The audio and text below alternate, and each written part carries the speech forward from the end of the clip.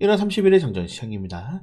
국내 증시가 휴장을 하는 동안 중국의 딥시크, 미국 빅테크 기업들의 실적 발표가 엇갈리게 나오게 되면서 굉장히 높은 변동성에도 다행스럽게 처음으로 조상님의 좀 덕을 본 것 같습니다. 그래서 이제 그런 것들은 여러분들 매크로 지표라고 하죠. 일정 부분 정해진 시간에 따라서 나왔던 지표들이기 때문에 시장에서는 변동성으로 이제 치환해 버리고 이제 앞으로 K 증시는 다시 6월 앞으로의 증시를 확인하는 게 가장 좀 중요하지 않을까 이렇게 생각이 됩니다. 여전히 늘 말씀드리지만 1500개가 떨어져도 2000개가 떨어져도 오르는 종목들은 있고 국내 증시들은 결국 그런 종목들을 잘 잡는 테마장이다.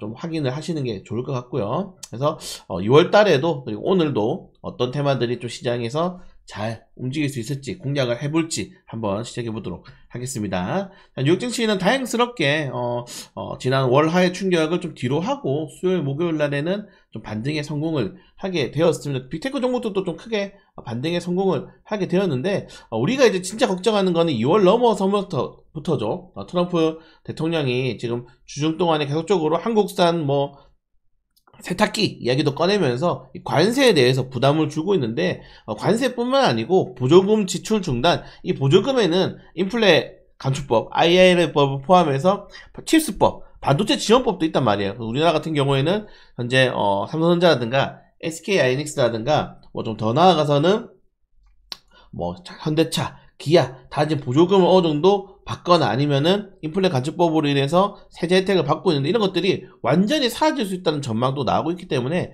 국내 기업들 특히 이 삼성전자, SK하이닉스, 현대차, 기아의 완전 국내 수출 위주의 외화를 벌어들이는 기업들 아닙니까? 이 기업들에 대한 앞으로의 실적 전망이 저는 좀 더 중요하지 않을까 이렇게 생각이 됩니다. 그래서 저는 오히려 이번에는 미국에 대한 빅테크 기업 실적보다는 국내 기업들의 가이던스가 앞으로 어떻게 될지가 더 중요하지 않을까 좀 그렇게 생각이 되고 있는데, 자 그래도 2월 달에 쉽지 않다. 왜냐면은 여러분들 공모가 무려 13개가 합니다.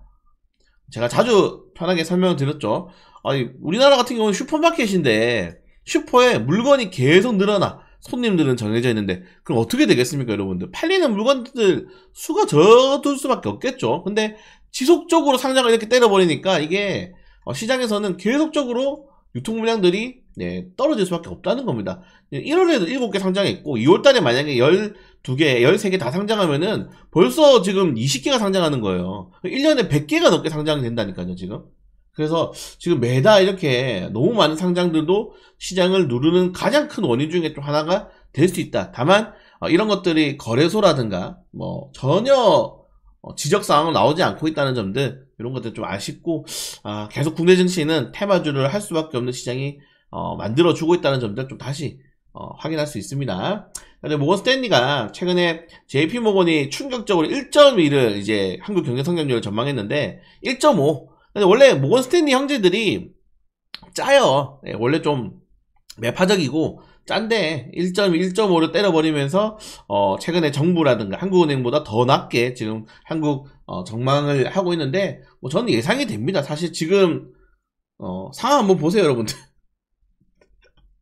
지금 상황 보면은 이게 성장은커녕 빨리 보합하고 보수하기도 좀 빨리 지금 부서진 거 보수하고 이런 거 하기도 지금 좀 쉽지 않은데, 해도 쉽지 않은데 더 갈라지고 있죠. 이 대한민국이라는 어떻게 배 자체가. 그래서 4분 5열 그리고 좀 갈라진 배를 좀 빨리 보합을 해야 되는데 좀 쉽지는 않을 것 같고, 그래서 20조 정도의 규모를 추경한다고 생각하는데 절대 반대합니다 저는. 추경한다는 거는 결국 미래의 자원들을 끌어온다는 거고, 재원 어떻게 마련할 거예요? 또 옛날처럼 적자국제 발행할 거야?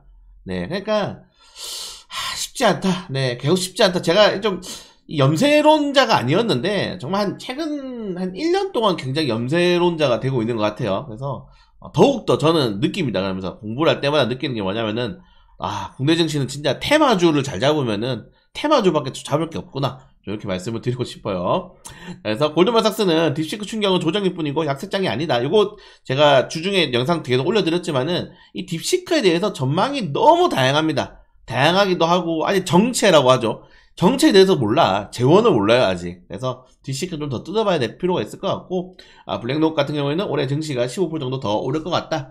그리고 이게 좀 가장 중요하죠. 아까 말씀드린 것처럼 현대차, 기아라든가 NG솔루션, 2차전지, 자동차, 반도체 종목들에 대한 이 보조금 그리고 관세에 대한 좀 혜택이 많이 축소될 수 있다는 점들이 가장 좀 저는 악재가 되지 않을까 그렇게 생각이 됩니다. 그걸 제외하고는 뭐 기준금리는 예상대로 동결을 했고요. 뭐 지금 미국의 뭐 GDP라든가 이런 것들 나오고 있는데 이런 거 다 매크로 지표들은 지금 그냥 넘기시면 됩니다. 어차피 달이 넘어가는 달이기 때문에 이게 전에 있는 재료들을 끌고 오진 않을 거예요. 그래서 오늘은 제 생각에는 뭐 단기적으로 반도체 종목들이 조정이 나올 수 있겠죠. 나올 수 있겠지만은 그렇다고 뭐 지수가 막 급락하거나 그렇게까지는 좀 안 되지 않을까. 물론 뭐 대형주가 떨어지면 지수는 떨어지는데 하락 종목들이 막 2,000개 이상 나오기는 좀 힘들지 않을까. 오히려 좀 그렇게 생각이 되고 있어요. 뭐 개인적이지만은 이게 좀 맞았으면 좋겠습니다.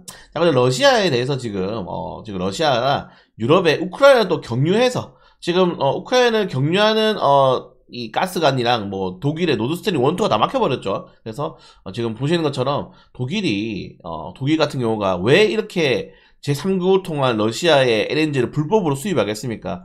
독일이 탈원전 처음으로 해가지고 지금 망했잖아요, 나라 자체가. 네, 뭐 망했다고 하긴 그렇지만은 에너지에 대해서 너무 지금 나는 이 크지 않습니다. 그래서 진짜 원자력 이런 것들은 포기하면 안 돼요, 여러분들. 절대 포기할 수 없는 게 식량, 에너지, 네, 그리고 뭐 좀 더 나아가서는 이제 국가 기반 기술들이죠. 전략 자산들이 이제 반도체라든가 뭐 조선이라든가 이런 것들을 포기하면 안 되는데 이런 것들에 대해서 더 투자를 안 하게 된다면은 결국 독일꼴이 날 것이다. 우리나라는 좀 타산지석으로 삼을 수 있는 나라가 많죠. 포퓰리즘을 통해 가지고 망해버렸던 그리스라든가 저기 뭐 베네수엘라든가 뭐 아르헨티나도 최근에 근데 전부 다 이제 대통령 바뀌고 나가지고 좀 잘 하고 있는 것처럼 우리도 좀 으쌰으쌰하면 잘할 수 있을 것 같은데 좀 아쉽다. 네, 그래서 이런 것도 원자력 같은 것도 좀 적극적으로 좀 정책을 해줬으면 좋을 것 같습니다. 좀 보시는 것처럼 유럽연합 같은 경우는 여러분들 우리나라는 이제 가스값 계속 동결하고 있잖아요. 얘들은 코로나 이후에 가스값이 4, 5배 올랐어요. 4, 5배. 근데 그게 당연하게 국민들이 받아들인 것도 웃기긴 한데 4, 5배 정도 올랐다. 근데 앞으로 또 더 오를 수 있다는 겁니다, 지금. 왜? 러시아에서 싼 가격이 안 들어오니까. 그러니까 빨대 뽑아가지고 이때까지 편하게, 그러니까 유럽연합 또 생각해보면은 빨대 빨아가지고 편하게 이때까지 컸어. 만약에 우리나라도 여러분들 저기 동해에서 그냥 정말 싸게 가스가 막 LNG로 오는 가스관이 있어. 얼마나 우리나라가 더 발전했겠습니까? 옛날에 에너지 99%를 수입한 나라인데 그런 것들 본다면은 유럽연합도 이제 꿀 그만 빨고 너희도 이제 당해봐라. 이렇게 생각하면 우리나라도 빨리 동해 그 대왕고래에서 가스가 좀 나와야 되는데 자, 아무튼 네, 좀 쓸모없는 시간을 오랜만에 장전 시간을 해서 좀 말씀드렸고요. 자, 그리고 러시아와 이 우크라이나 종전이 약간 길어지고 있습니다. 지금 드론으로 또 계속 또 치고받고 하고 있는데 러시아에서 트럼프와 푸틴의 남이 좀 기다려야 된다. 신호가 필요하다. 시간이 좀 필요하다. 이런 식으로 좀 이야기가 나오고 있어요. 자, 이렇게 되면 결국 트럼프 대통령이 취임하자마자 러시아 우크라이나 전쟁을 종료시키겠다. 요거 틀렸죠. 그리고 제렌스키 대통령이 25일날 전쟁 종료 평화의 날이라고 또 선언하기로 했는데 선언 안 했어요.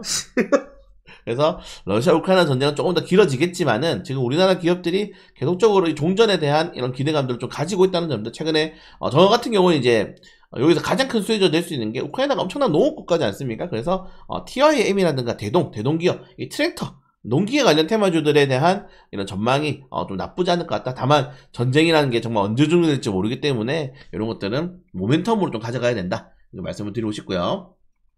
자, 이번에 유럽정원에서 5연속으로 금리를 인하하게 되면서 3% 밑으로 이제 하회했죠. 하회하게 됐는데 발표하면서 라가드 총재가 유럽이 지급주기금에 비트코인 도입 안 될 것이다. 전략자산이죠. 이번에 파월도 이런 이야기를 뭐 기대를 한 투자자분들이 많겠지만은 뭐 그렇게 비트코인이 우호적이지 않은 이런 기본 인사들의 또 발언을 한 번 더 확인을 할 수가 있었습니다. 자, 유럽연합이 드디어 정신을 차린 것 같습니다. 네, AI 기업 육성과 규제를 다 파겠다. 유럽연합 같은 경우에는 엄청난 규제를 가지고 기업들을 또 옥조이고 있죠. 네, 우리나라가 그걸 따라가고 있는데 미국처럼 풀어줘야 됩니다. 그래서 보시는 것처럼 AI에 대해서 계속적으로 규제했던 것들을 좀 어느 정도 돌리고 이제 인공지능 사업이라든가 좀 반도체 사업이 좀 적극적으로 뛰어들겠다라고 이야기를 좀 하고 있는 거예요. 자, 그리고 딥시크 관련해 가지고는 이게 지금 아직까지 밝혀진 건데 이게 딥시크가 알고 봤더니 뭐 오픈 AI에서 소스를 다 따왔더라 이런 루머도 많고 그래서 이거는 더 보셔야 된다 여러분들. 그리고 중국이란 나라를 믿으십니까? 저는 이 단어로 요약이 될 것 같아요. 중국이란 나라를 믿으시나요? 네, 이때까지 중국이 했었던 이런 하웨이 폰이라든가 폴더블 폰들 뭐 루이 왁싱 가짜 커피도 그렇고 하여튼 믿을 수가 없는 국가입니다. 네. 전 세계인이 가장 싫어하는 국가죠, 중국은.